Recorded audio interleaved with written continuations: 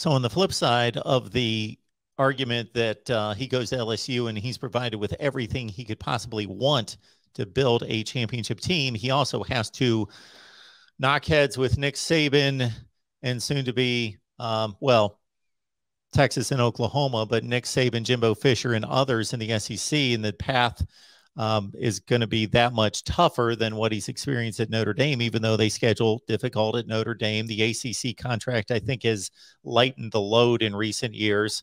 So there's that end of it as well. Maybe you're in a better position to win and recruit a certain level of athlete. Maybe, as you guys are outlining, that's been done at Notre Dame in recent years, thanks to Brian Kelly.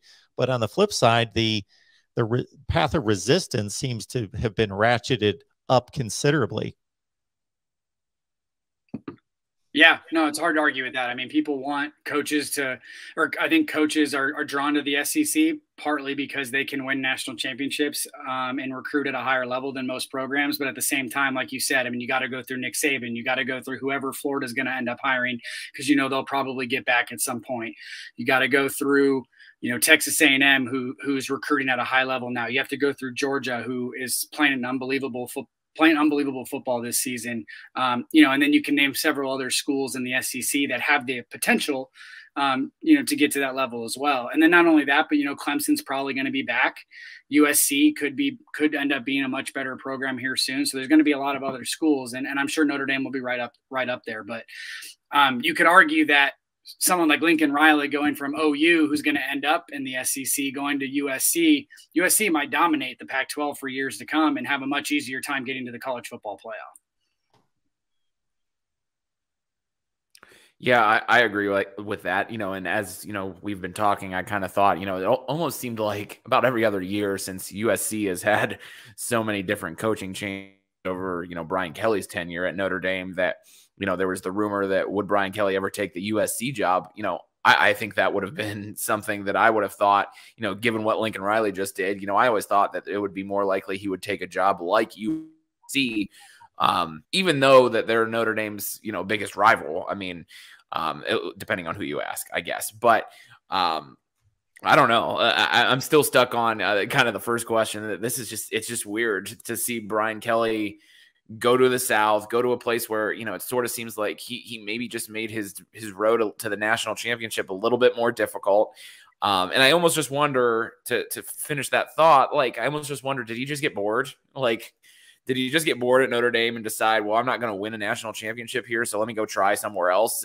Because, and certainly there's the money aspect. I mean, $100 million is a whole lot of money.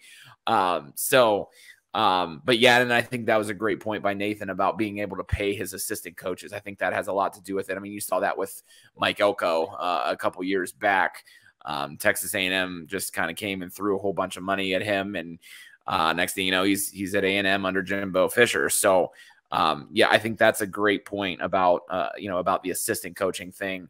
He'd like to be able to retain those guys. He maybe even probably was starting to feel like, oh my gosh, how much longer is Marcus Freeman going to be here? And I wonder if that had anything to do with that. But yeah, like I say, I'm still stuck on this. This is just weird. It's just weird. I'm stuck on that too, because Brian Kelly just does not strike me as an LSU head coach. And if you go through the coaches in the FCC, both current and former, most of them, the great majority, are from the footprint of the SEC, both in regards to where they grew up and where they have coached and gained their experience. Now, there are exceptions, Lou Holtz being one, of course, coached at South Carolina at the end of his career. So we make that Notre Dame connection there. But yeah, Brian Kelly, just the whole vibe, the whole attitude, the whole approach, the way he talks, the way he just his mannerisms, everything just does not speak to me the next Les Miles Ed Ogeron. And maybe that's what they're going for. We've had enough of those knuckleheads run our program off the rails, off the field. Maybe we need somebody who's going to gain a little bit more respect with these athletes and with people off the field, as well as doing the right things to win championships on the field. Yeah, I kind of echoing a lot of those thoughts, Mark. I know I've said that word a lot here already, but that's really what surprised me about it. You know, Brian Kelly leaving or bolting for like a really, really good NFL head coaching job wouldn't have surprised me at some point. I will say I was starting to get to the point where I felt like it was going to be, you know, eventually Kelly just retires at Notre Dame. That's just how I had the feeling of that. You know, he's kind of always had this vibe of someone who doesn't want to coach into his 70s. And, you know, he's already 60 years old. So, I mean, is he going to be at LSU for 10 years? I doubt it. But just the idea that, you know, and then on top of that, like, it's not even necessarily that it doesn't strike me as an LSU coach. He doesn't strike me as someone who wants to deal with what the SEC brings. And that's not an insult to the SEC. It's a great style of football. It's the best football conference, you know, for all intent and purposes. But it's just like, that's not his vibe. And it doesn't mean that he won't be successful there.